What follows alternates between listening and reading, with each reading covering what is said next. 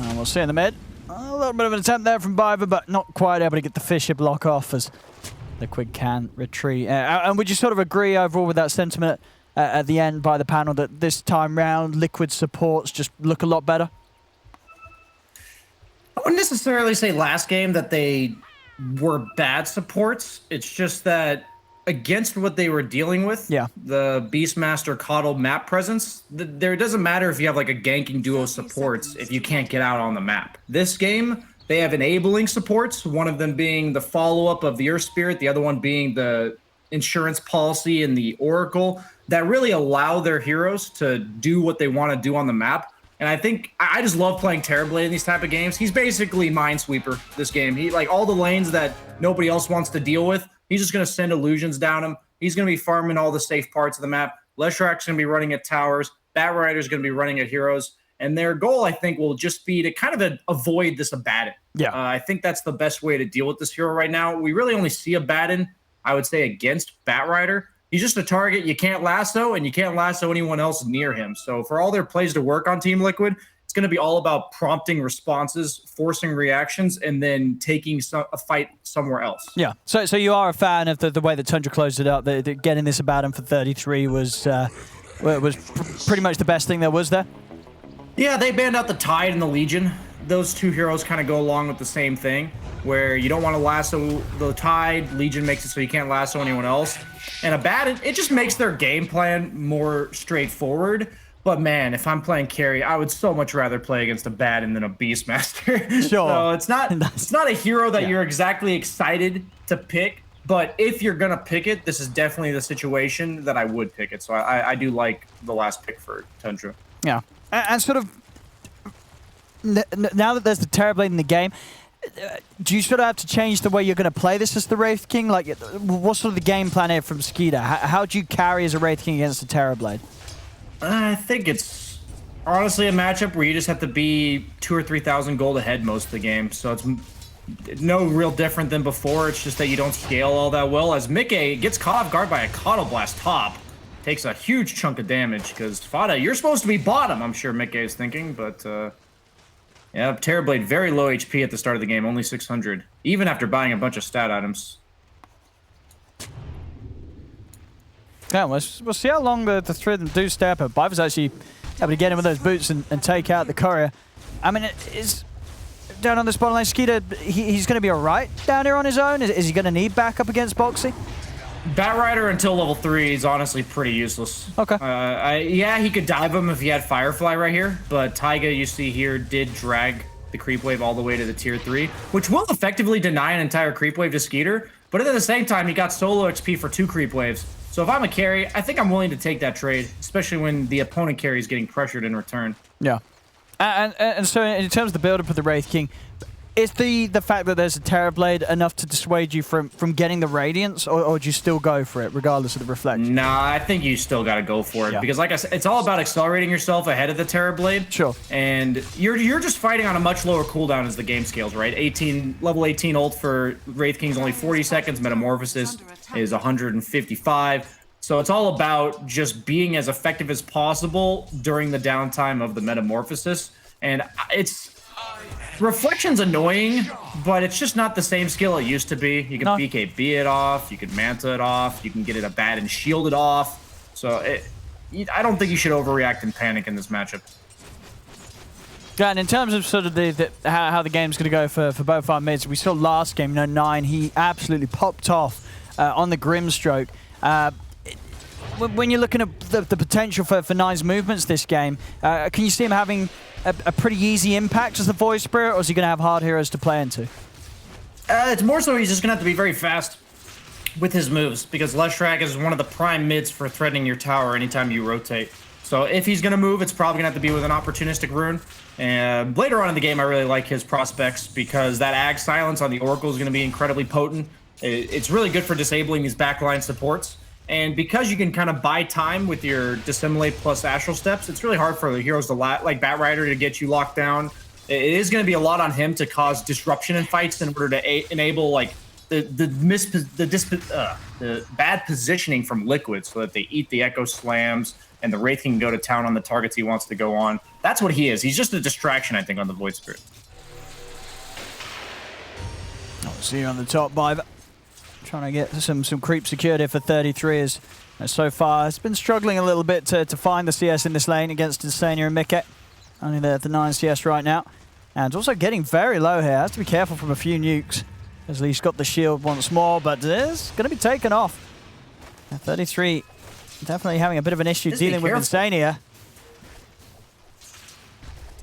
Yeah, he's got to be careful. He's not quite level 3 Insania, so he hasn't got the step up in damage on the nukes, but still. Over towards mid-9. He's going to get caught out by Quote for stun. He's able to find it.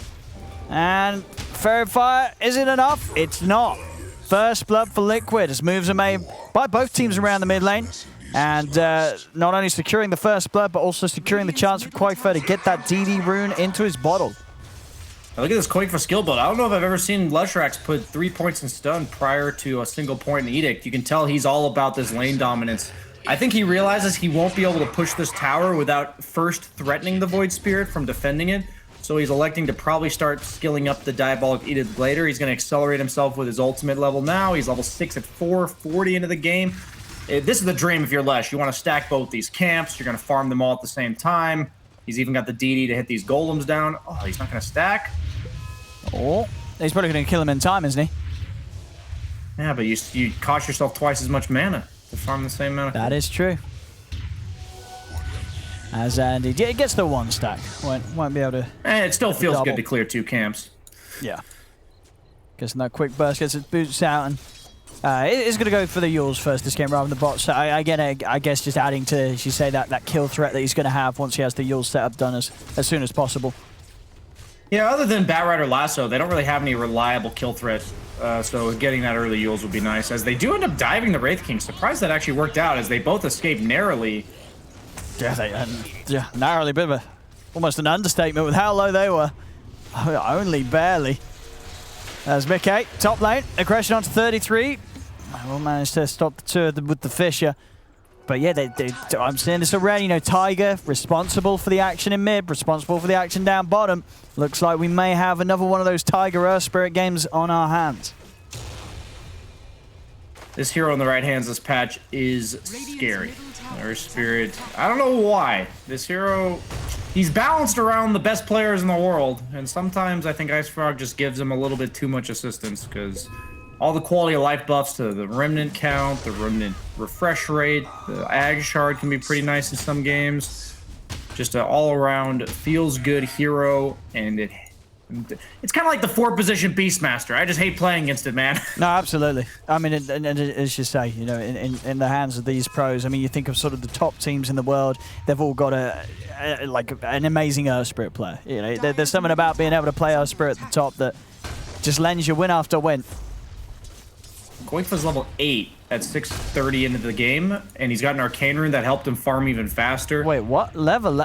What? Yeah, dude, he's 2 levels ahead of 9. I mean, I guess this efficiency, it can't be matched. Bottom lane, Tiger is in on a Skeeter. There's 5 stacks of napalm on him. Skeeter's down again. Boxy, they're trying to get him, but he's out into the trees. He's going to be fine. Again, just these 2 causing many issues down bottom.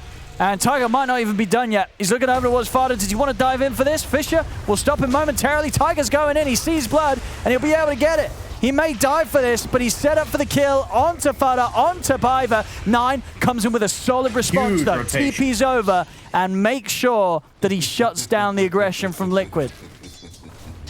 Yeah, if he didn't make that happen right there on 9, this game would have gotten out of control real quick. Absolutely.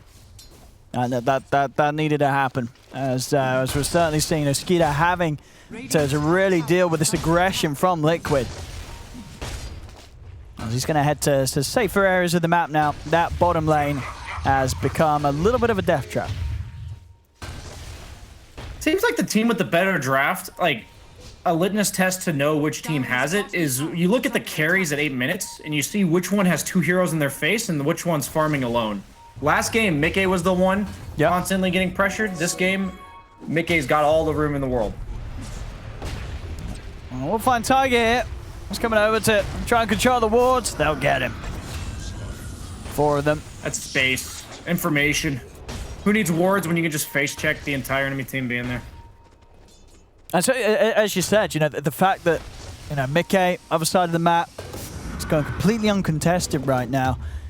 Is it very easy for Tundra to make an aggressive move to try and get on top of this Terrorblade, or are Liquid going to be able to do a pretty solid job of keeping him protected? This is exactly what they have to do. They're smoked up with the Void Spear. He's the only one.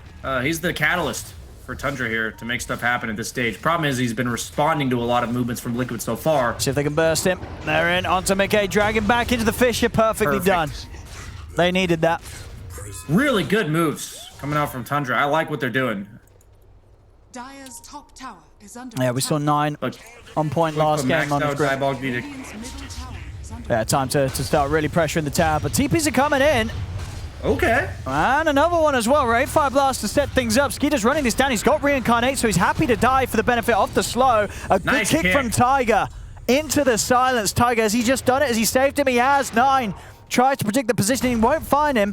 Biver does still get the Fissure. They're able to close the gap for the Ray Fire Blast. Extra backup coming in. Boxy, Flame Break knocks back the 2 of them, giving further space to Quakefer. 9 tries with the Remnant. Won't quite be able to read the moves of Quakefer, though. Quakefer getting away there thanks to the saves of Tiger and Boxy. That is so much space. There's 4 heroes chasing him for so long. At least they didn't have to use Wraith King Ultimate. Maybe it would have been better if they used it, just for the slow. Well, 9 is going for the bounty. Quakefer's still rather low, but they've got the setup. Into the stun. He's able to break it for now with the Simulate. Tiger's trying to chase. He's in. Lands it. Grabs the Illusion Rune, or at least preps it here for Quakefer. They've got the root set up on the time. If they've got any further lockdown into the silence from Tiger. If he can land the kick, he might just have it. He doesn't need to. Insania finishes the kill with the Purifying Flames, as Quakefer's also able to deal with Biver over to the side. As Tundra getting a little too cheeky there with the aggression and of trying to get up and take that bounty rune away. Liquid was set up and prepared.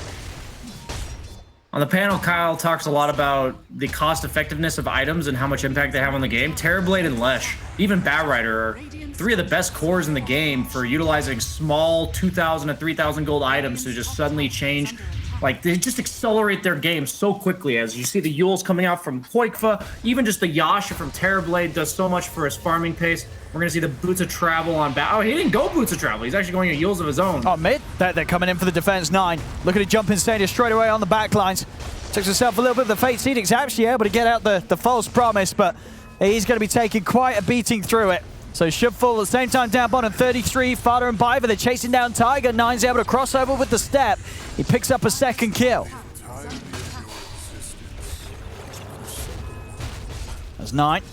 Continuing to have a very fine time. They're 5-2-2. And now here, 11 minutes in, they're actually able to sort of turn the tables and get some pressure on the Liquid's tier 1 tower. See what Liquid can do to hold. Mickey is heading over. And his presence enough to make Tundra think twice about this. They don't want to spend any more time with 5 heroes standing around mid. They're going to get themselves back to farming. Yeah, this is where Abad and Wraith King flourish together. It's so hard to fight into these heroes, man. It's just so much health. Just raw HP that you have to chunk through. And Liquid's got to be a bit careful. The fact that Batrider didn't go for the Boots of Travel means that Tundra will be more likely to be able to group up when they want this game. And it's going to be a lot on the Terrorblade as well as the Lesh to keep these lanes pushed out. And Void Spirit plus the Earthshaker have been doing a great job of actually punishing this greediness, I would say, from Liquid, farming multiple places at once, trying to go for plays with few resources. Like what they're doing. Yeah, they're managing to get things out of the map, despite Liquid having the slight edge coming out this laning stage with the way that Quakefer was able to pick up that quick boost of farm to begin things off. Quakefer himself now just 500 off the boost of travel. That push from 9 up the top will manage to secure them the tier 1. Let's see them try and chase for Quakefer, but well, still with that yours. He's a little too fast.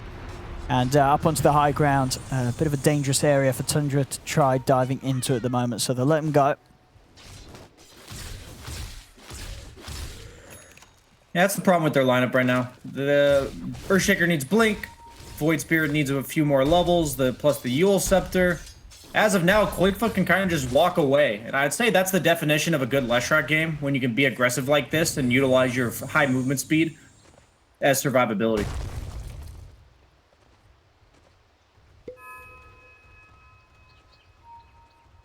See what Liquid can grab it by the. Oh, if he heads up. He senses it though. Not going up into this uncharted territory. Tundra, maybe seeing if they can get round into the jungle of Liquid themselves. They might turn and look to combo down Boxy 9. Let's watch it from the side. Won't actually get the remedy. Still a little hesitant with Insania by his side. Knows that there's the potential of a false promise save. So they don't really want to commit whilst they know that Insania's in position.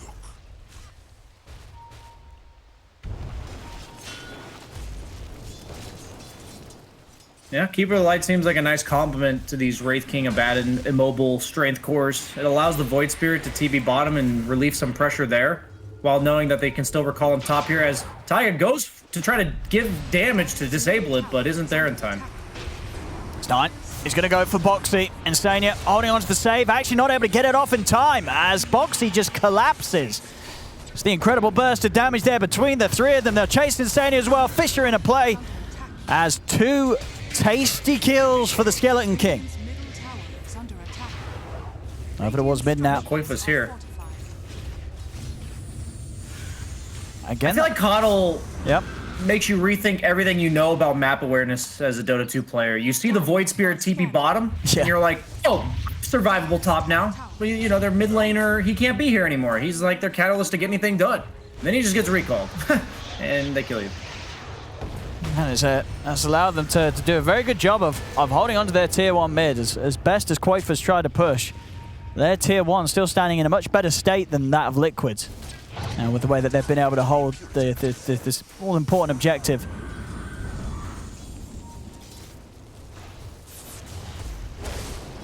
It's Boxy.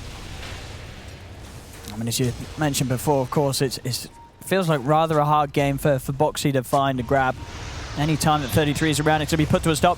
They are able to get in onto Fada on the side. Good silence from Tiger as well, stopping any potential save coming out from 33. And allows them to kill off Fada without any interruption. This should be the space they need to finish the tier 1 mid.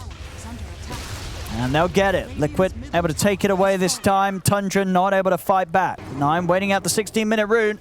And he's not going to be able to stick around for it. Spawns bottom. Terrorblade just farming up a storm that entire time. Dream life of a pushing carry hero when you don't have to be there for pushes. Yeah. And is this, if you're sort of playing TB yourself, is this where you like to see the Ag sort of just getting it straight away after the Manta nowadays? If you don't need a BKB. By that. That was really nice. He's dropping the Echo to protect himself and may have just been enough to set up for the kill onto Tiger. It is. And they're over towards him. He's trying to hide in the trees. They've got him. Tiger punished there for his aggression. This is just such standard Liquid Dota. You see a death from Taiga bottom as 2 other lanes are getting farmed by Batrider and Lesh. And I really like that Tundra is making sure they bring enough heroes to punish this splitting up from Liquid. I mean, and again, as you said, this power that the Kotl has. You know, Skeeter, he's poking at top, and suddenly Fada's able to bring in 9, and it's a kill. You guys watch this game back from Liquid's perspective. These rotations by Tundra are so fast. Yeah. Like, I'm actually really impressed.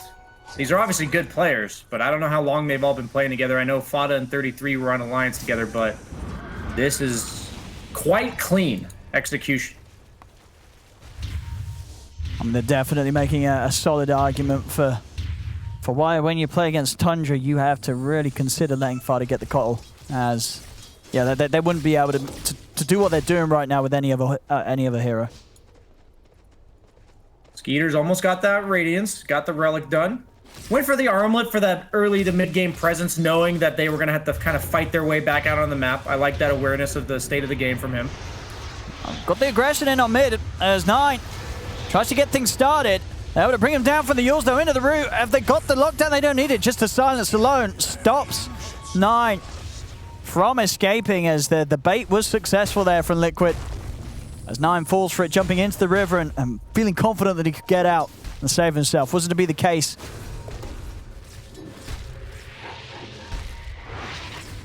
Now, Yule's is a bittersweet item in terms of survivability against Earth Spirit because, yeah, you remove his silence, but then you just kind of alley-oop him to hit you with other stuff.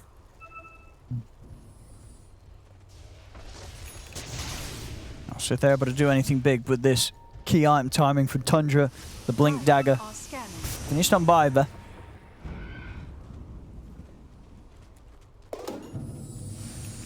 And Quaifa trying to push him bottom. He's relatively alone. Only the Terrorblade by his side down here. This is such a good move. As they're in upon him. And Quaifa, oh my goodness, when the crits landed. If you look at what happened there, he TP'd bottom, and like within 8 seconds of seeing him, there's all of Tundra bottom. Like that to me is just really impressive. I don't know. I know I keep hyping them up, but I feel like this game is way harder for them to play than it is for Liquid. And it's just textbook Liquid, though. They're kind of just feeding across the map, and they're still winning. You just know, like, watching their replays, that this is exactly what they like to do. And they just have to be a bit careful. If this continues to go this way, like, suddenly the Radiance is out. Abaddon is one of the scariest 5-man in group heroes in the entire game. If they're allowed to finally 5-man and barrel down a lane, Tundra's scary as hell. A 9. He's looking for the backlines. He's onto Insania, but Insania will get the Fate's Edict off in time, so they can't commit with the combo. Turning their attention over towards Skeeter. Tiger, he's looking to start things off with the initiation. They've got the stun down onto Skeeter. They'll bring him down the once. See if they can do it a second time. 9 trying to jump over towards Tiger to burst him down. Biver in with a follow-up Echo Slam onto the two of them. Boxy dragged over to the side with the Remnant, but it's not enough damage to get the kills. And now Tundra, they've got to run. The Magnetize from Tiger onto all of them, forcing them to escape. As Fada will fall, Biver as well. Tundra not quite having the burst and the focus to bring down any of the targets as Liquid. They hold strong and they kick Tundra immediately off their half of the map. Yeah, apparently they're pretty scary as well on the side of Liquid. Their sustain and durability is also pretty nuts. The Oracle paying massive dividends there. Tiger nearly having the distance there to catch 9. As 9 will be able to... He goes back for the BKB on mid game. Yeah. It's nice when you go for the Ags, or at least you consider it, because you can buy the Ogre Club first. And kind of just based on the state of the game, he's realizing that they are going to be stuck fighting Tundra. And it's not necessarily that you want to fight on Terrorblade, but the BKB makes you more than willing to do so. And the Ags was a item that is more about showing up to fights casually, while BKB is more about taking head-on 5-on-5s. Oh, we see it there again. Excellent moves from Liquid, and yeah, I mean, Insania, key moments at the beginning there. If he dies at the start, it's a lot harder for Liquid to turn as they did. This Oracle's job is going to get real hard real quick, though, because we got a Blink Dagger coming out from Wraith King, and we got 1,800 gold off of the Ags for Void Spirit. Those are pretty huge timings for Tundra. They've also got the Blink Dagger on Shaker. He's got the Philosopher's Stone, the dream for him. Will help him get closer to a shard as they smoke up, ready to go again. Leave Skeeter behind because he's still farming his Blink Dagger and his ultimate's still on cooldown for a bit. But they can always just recall him. Why not? Seems good. Fada, he's setting things up. They're in. Insania, he's got False Promise at the ready. This is a hard kill to commit for with the backup of the Oracle. As Quaifa, he's going to be able to turn, stun into Lasso. They lock down 9, and now they'll run over towards 33. He's got the borrowed time, but with the 4 of them here, they should be able to take him down twice. No problem at all as he tries to TP, but Quaifa's ready with another stun. There's no escape for him. As just a little bit of a hard one to go for again, trying those aggressive movements that they were getting away with earlier. But Insania in prime position to mean that Tundra were never really going to get that unless they had some way of getting onto the Oracle as well. Yeah, Kyle was talking about Oracle really enabling Lesh to do his job, and you're seeing it there. Lesh, the only weakness the hero has is in order to flash farm the way he does, he just has to be physically in the middle of the creep wave. Very exposed, vulnerable, and in that case, a lot of times he looks like a juicy target, but with Insania, like you said, behind him, he's perfectly poised to do that as they look like they're going to turn that into a Roche. Tundra. This is huge. Yeah, they can't Both get over teams here. are very all in on one volley of spells. So Aegis will go a long ways this game. They're trying for Tiger, but Insania's in. False Promise is out. Now Tiger's ready to turn. Rolls straight over to Biver. Biver will prop the Echo Slam, but it's not enough damage to get any of the kills. As they'll lose Biver, they'll lose the first life of Skeeter in the river. 9 tries to commit to burst through the Oracle, but again, Insania able to keep himself protected. And now the chase is there from Tiger, keeping the lockdown onto 9. He's out with the Dissimulate up to the cliff, but they see him and they bring him down as well. Yeah, this game's really on a tightrope in terms of you lean one way or the other. It's gonna get out of control real fast. I was really liking the prospects for Tundra, but Liquid's really hitting the gas pedal. I don't know, like this is crazy. Liquid's moves are just so clean. I love the moves from both teams. I feel like I'm just like fanboying over here, but this is just such fast Dota, and both teams are abusing every little power spike that they get. Now that we have the Bloodstone coming out on Lesh quite shortly, it is going to be so hard to bring him down when he's in Oracle ult, because that lifesteal that you get, the spell lifesteal from Bloodstone, plus the Bloodstone heal, all that's going to be doubled. And most of these heroes on the side of Tundra, they have to be up in your face to do damage. So Leshrac, if he's getting gone on, will be dishing out the damage in return. Yeah, they, as you said, they really have to jump Insania. They've got to find him in these fights. And you know, it is going to be easier soon for 9 if he gets that axe done, but still only halfway there on the gold, so needs a bit more time to finish that off. As he has the same gold that he had when I last checked. That was like 2 or 3 minutes ago. Yeah. He has the exact same amount. He was 1,200 into the 3 components. This game has definitely slowed down a bit. As you can see on the net worth, his top spot still held by both the carries, very close to one another. Now, but as we're seeing, definitely harder for Skeeter to have the impact in these fights compared to Mickey with the backup that each has. There is no direct synergy with the Terrorblade Aghanim Scepter this game, so Mickey is declaring that he thinks it's just a good item by default. He doesn't have a Mars or a Puck or anything like that that capitalizes with the fear. Radiant's bottom tower is under attack. Even just the 10-second meta is pretty nice, to be honest. It allows you to commit at the start of a fight and be impactful without necessarily utilizing a very long cooldown that allows the opponent to capitalize. Yeah. I guess one thing as well it can be nice for is it makes it even harder for Skeeter to play his game right.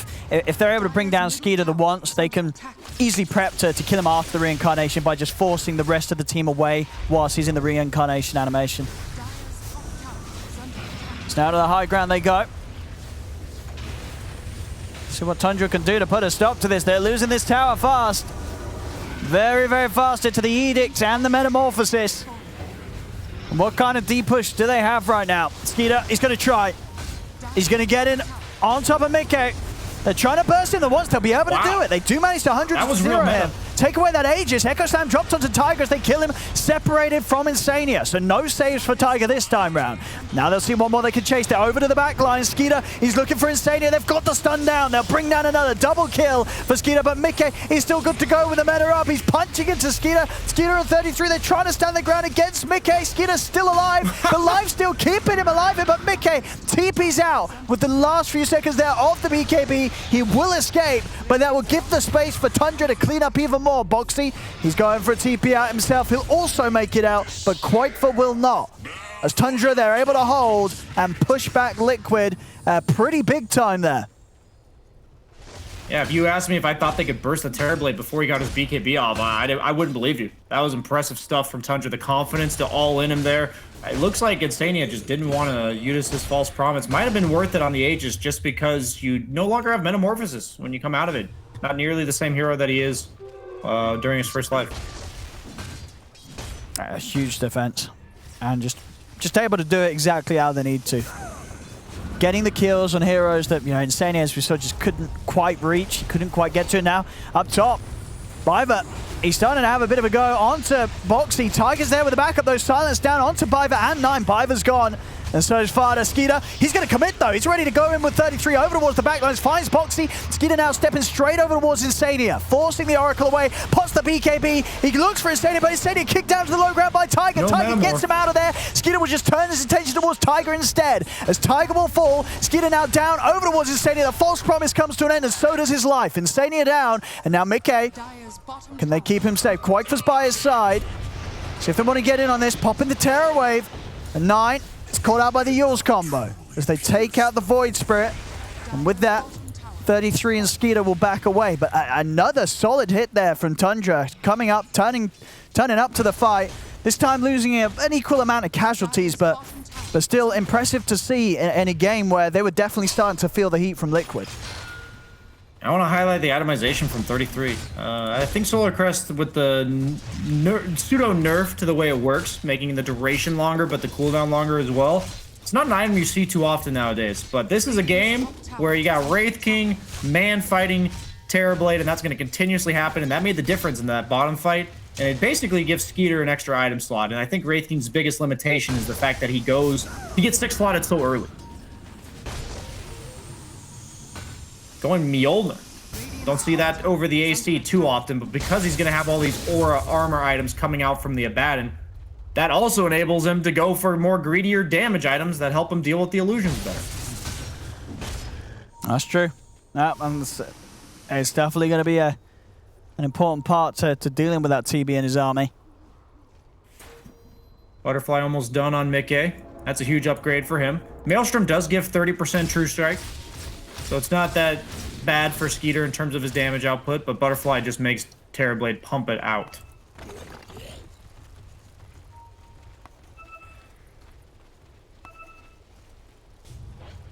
What do we have now? Yeah, full ags done for 9. Anything else big coming out for either side? 33 working on the Halberd. Biver just trying to get the Eon Disc done. At the end of the day, he doesn't really care if he's gone on and can't do damage. He just wants to make sure he can land these stuns, get the fishes out to these key heroes like Insania, stop him from being able to save his cause. Yeah, a lot of big items coming out. Got the BKB almost done on Lesh. You got the Void Spirit also working on a BKB, but he's way off. So many important items that I feel like the game is going to be so heavily decided by the next engagement because of how impactful this next round of items will be. Whoever gets them first will be at a significant advantage. And it looks like both teams are relatively content for now, but I imagine these smokes on Tiger are going to get used sometime in the near future, probably right when Quakefoot gets that BKB, as it will be before the Void Spirits.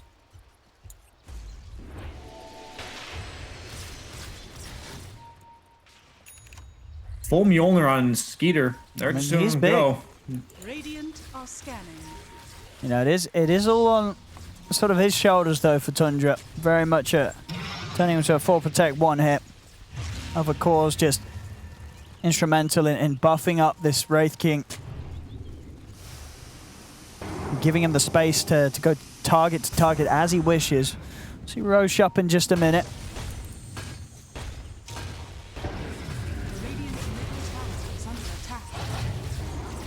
And sort of with the Ags on 9 and by having the Echo Slam, Tundra definitely do have a solid fight around the pit.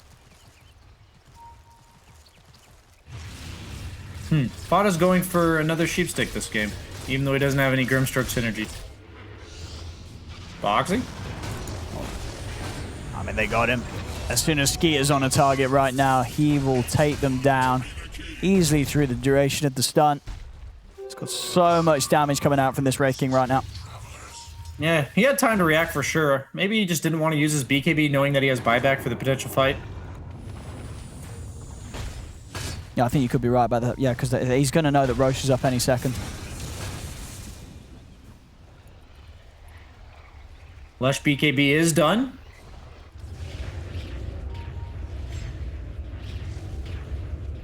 Went for a Blink Dagger on 33. Honestly like that a lot because I think he's needed to follow up Skeeter. Like, he needs to enable him in the middle of the fight, draw attention to himself as well. Yeah. Trying to just throw himself into the fray. I think the best way to deal with a Abaddon is to act like he doesn't exist and He's trying to make that not happen, it looks like, because these aura items, the Solar Crest, the Blink Dagger, just the raw utility of his skills alone makes him hard to just kind of leave on the sidelines here. And for Skeeter, I mean, where does his build sort of go from here? How does he continue to transition into the later stages of this game? I would imagine Strength Blink or Swift Blink coming out first. Probably Swift Blink, actually. Yeah. Use that first volley of damage, the 6 seconds you have of that buff is just so ridiculous on heroes like Wraith King that the only thing they really lack as the game goes on is that they don't quite have enough burst damage to bring down like support heroes in the back. From there, we'll figure that out. Gonna be a while because he's gonna want to probably say buyback too. Oh, he's got spider legs. Oh, that's actually so nice. That's pretty so big. nice for carries. Yeah. Just an extra slot. Yeah, especially with the gold that he's got, because now he can get rid of those phase and get someone else in pretty shortly, as you say, after he's got the buyback gold on top of it.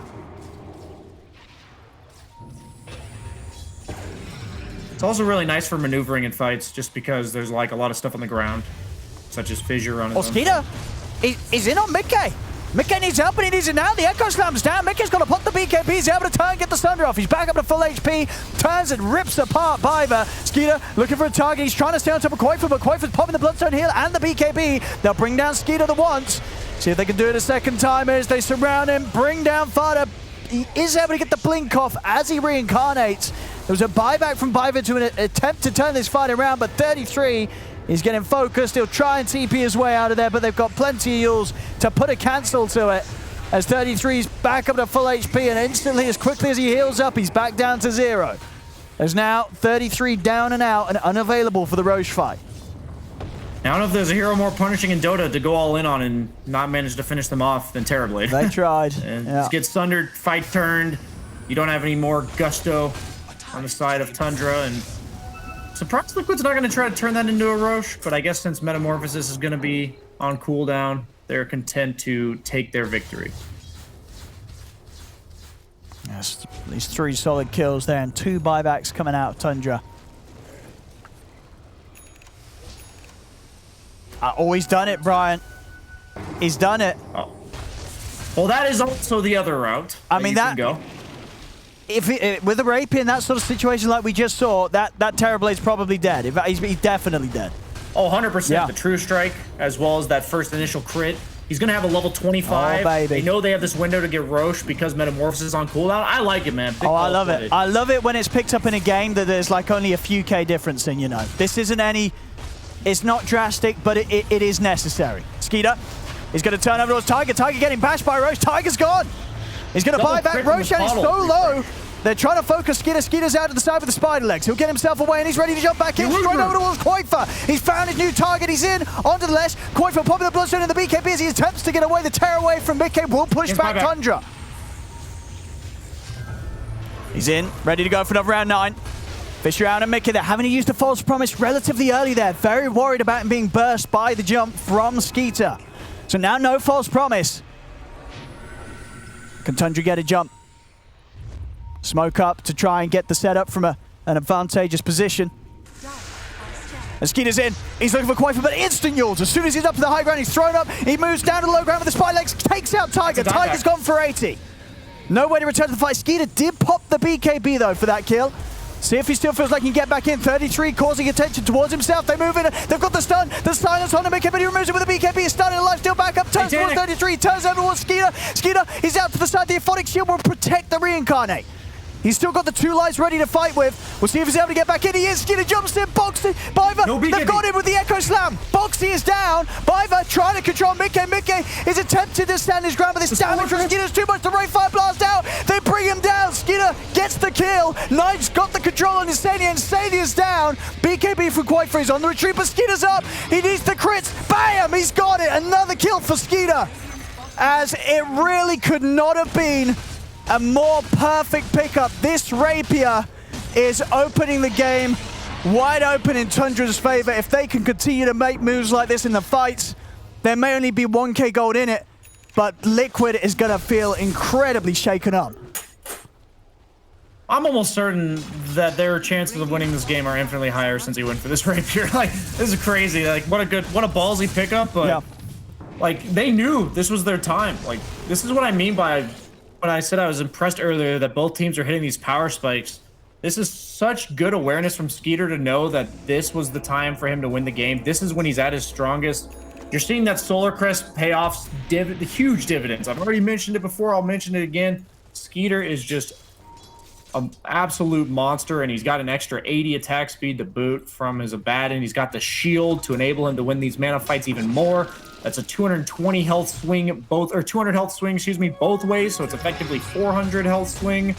He even went for the Satanic on Mickey, but after the BKB, Sunder and Satanic are used, he's just got nothing left in the kit. No, absolutely. Yeah, both of these games, Skeeter has just shown how much he continues to step up his carry performance. This is some top tier stuff from Skeeter. His Ursa, and now this Wraith King, just looking to be as good as they can be. This is brilliant stuff.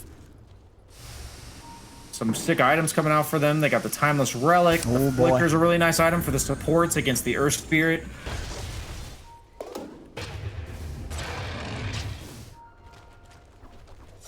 I mean, how do Liquid deal with this Wraith King now? What's the plan? How on earth do you stop Skeeter from being able to just weave in and out of the fights as effortlessly as he has been? Well, when he's got 3 lives, I don't have an answer for you. But when he's got 2... I'm still crunching the numbers there. I don't know. Still room for progress with this build. 5.8k gold. It's going to get very appealing. The idea of upgrading his Blink Dagger, and then you've only got to imagine the potential once he does get what you would imagine the Swift Blink to be the upgrade this game. You're not going to be able to run from this man.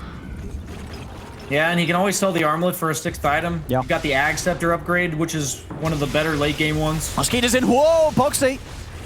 Quick reactions there. Is able to blink away. Skeeter, taking some heavy hits here from his reflection. As they'll step him out. Can they take him down the once? They try and they'll be able to do so. That's the Reincarnate gone. Boxy trying to commit with the BKB, but the Will-O-Wisp is down into the Fisher, onto the 4 of them. They'll get the last round, but the Bell, the Echo's out from Biver. He gets them all. Biver, beautiful jump straight into the heart of Liquid. Sends them shattering to their base. 3 dead, no buybacks. It couldn't be any better. Biver, and he's done it. I mean, this game looks to be over.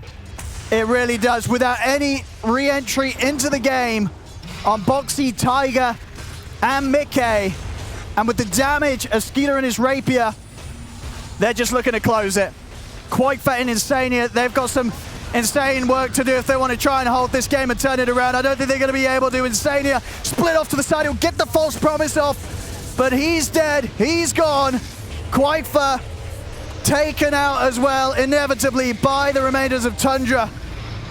As Quakefet will buy back, but that is it. Tiger's up in a few seconds.